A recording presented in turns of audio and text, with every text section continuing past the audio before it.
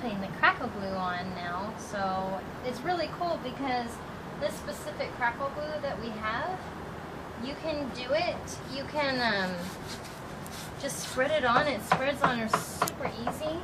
I tried doing it first with the Elmer glue and it just wasn't giving me as a dramatic effect as I was hoping for.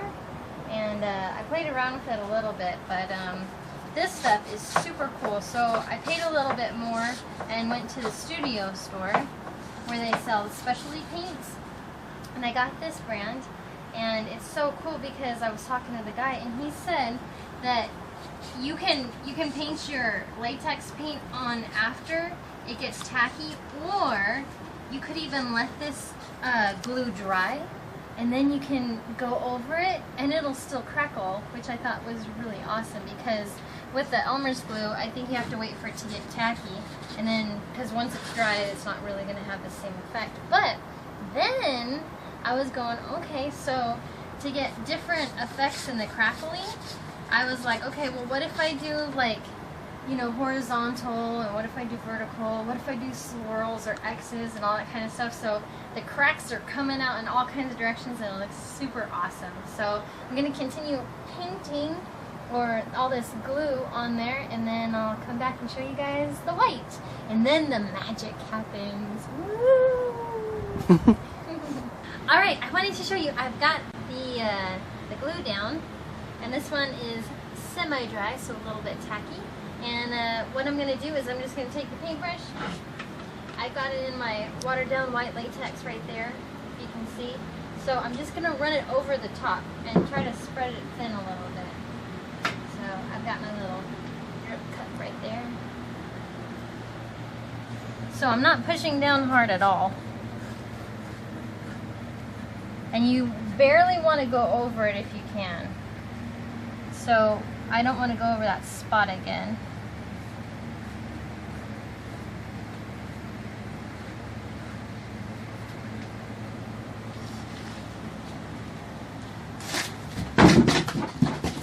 And there goes the fountain.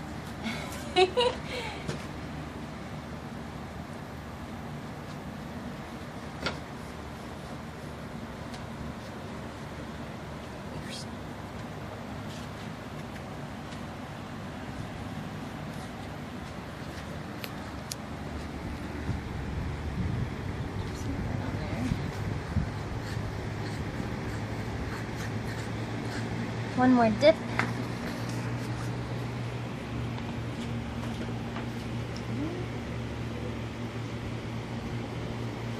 And then, my absolutely 100% favorite part, let's put it in the sun.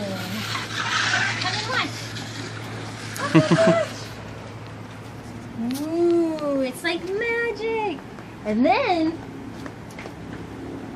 if you want to, take the old trusty dusty heat gun, crank it on high. Do not put your hand in front of it to make sure it's hot. It is hot. And start going down and watch the magic happen even faster. Whee! Look at those cracks. See, the paint's a little bit thicker right here. It'll dry. Don't force it, because if you get the heat gun too close to it, it'll just bubble up. You don't want that.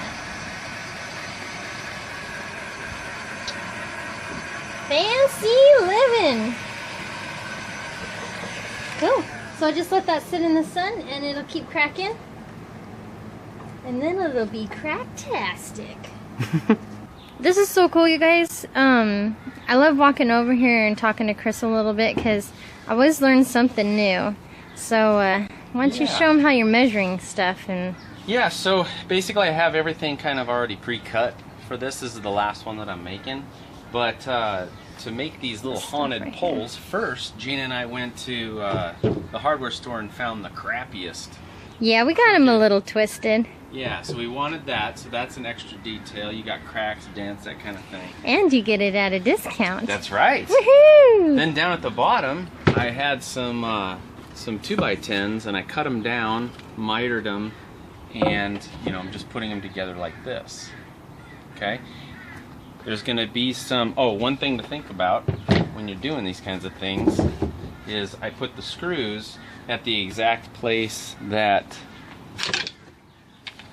I'm going to be putting this decorative trim.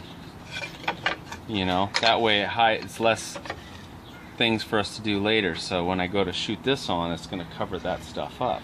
So this trim was left over from a while back. Yeah, like 4 or 5 years ago. We're still using it up. Yeah, but we're doing a real fast thing. We're not worrying too much about squareness. It kind of adds to the haunted look of it.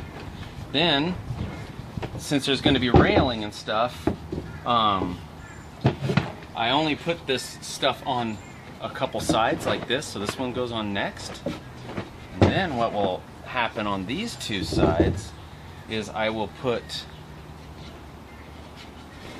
a 3/4 inch piece with a mitered cut there. And what's going to be nice is when we make our railing, it's kind of hard to see now, but the railing will have another piece attached to it, and it'll just go in just like this and screw in there. That way it kind of looks uniform. There'll be another one that goes on this side too. You'll notice since I mitered these don't have the little cut, so I cut out some little triangles and I'm just gonna shoot them on there and then go back and I'll miter these edges to make it match. But that's basically how I'm doing the bottom.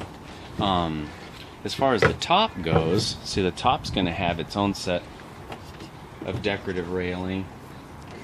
I'm gonna make them about 1 foot tall, so I'm just measuring down, and then I'm gonna put these pieces around the all the way around the pole. I've already got them all cut, and then up here I have